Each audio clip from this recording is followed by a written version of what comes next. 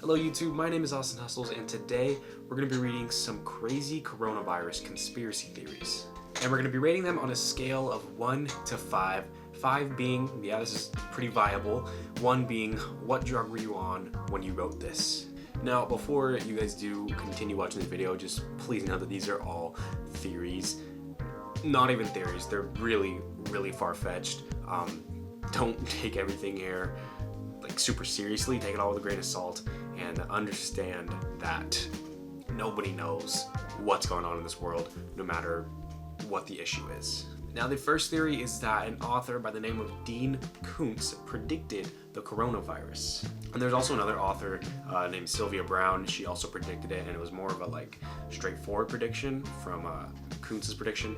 But the reason I know about these is because the books that they predicted it in, they actually resell for a lot of money, and I resell books on Amazon. So I'm gonna throw up an excerpt of Dean Koontz's The Eye of Darkness right here, and you see page 353. It says, China's most important and dangerous new biological weapon in a decade.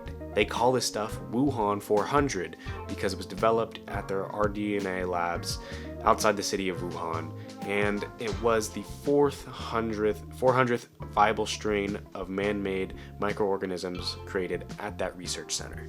And now, why does all this matter to people? Well, it's because, first off, it's called the Wuhan 400, and the coronavirus started in Wuhan, China.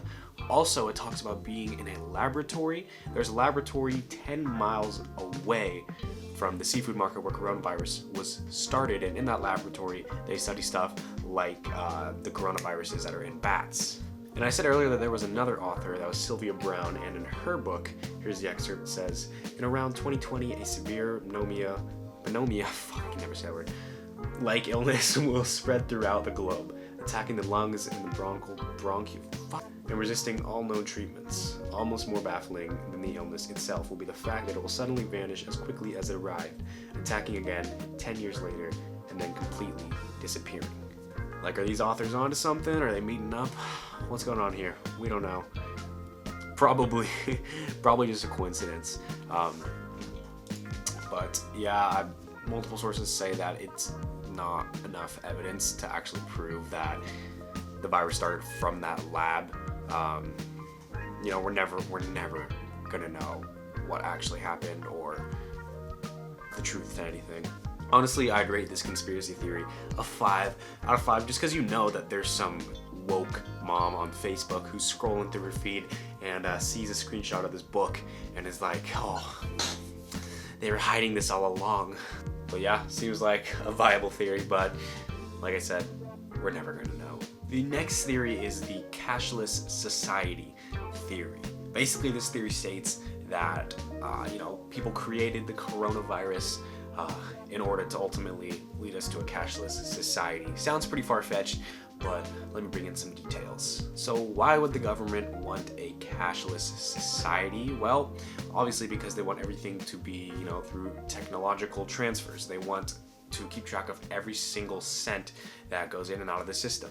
And you can't always do that when people are carrying around, quarters, dollars, and rupees. They want to keep everything cashless because they want to be able to tax you the right amount and know how much money you actually make. And when you look up coronavirus money or coronavirus cash, bam, Wall Street Journal, bam, New York Times, bam, bankrate.com, I don't know what that is. But, whether or not these articles are actually telling you to stop using money or keep using money, the point is people are getting scared by money, and that's just what the government wants. I think that, this could be a pretty good conspiracy theory if it weren't for a couple of things. Pretty much the Brazilian president, I believe it was, tested positive for coronavirus, shook hands with Trump. Trump shook hands also with a lot of, high up people, and chances are that they probably now have the coronavirus, depending on when you're watching this. But I feel like if that was actually the end goal, to turn everybody or turn every place in the world to a cashless society, I think the top people in those societies would know what's going on.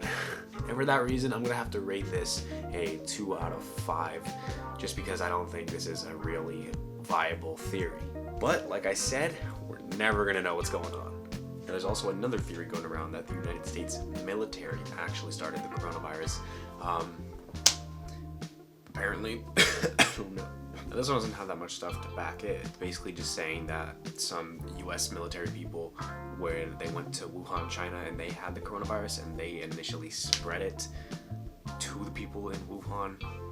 That's pretty much all there is to it. It's just a rumor going around in China. Their foreign ministry spokesman actually like tweeted about this and like telling his 300,000 followers that the US military started it.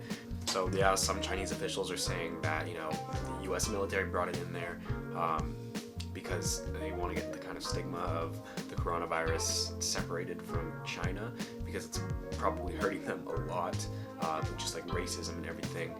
And they want it to be kind of shifted towards the US being able to blame. But yeah, just us being the average citizen, we're never gonna know what's going on. I'll rate this conspiracy theory like a 2, just because it's kind of not a lot on it. I mean, what, the US brought it to China so that they could lessen China's power, or they wanted to cover up that they were the starters of the virus? I mean, it's not as cool as turning everything into a cashless society, or what was the one before that? Oh yeah, predicting the whole virus. But alright, that's enough coronavirus searching for today. We're gonna go ahead and close all these tabs. But hopefully you guys feel a little bit woke after that. Hopefully you have some stuff to bring to your local flat earther. I'm looking at you, Daniel. Bring up some interesting conversations with them.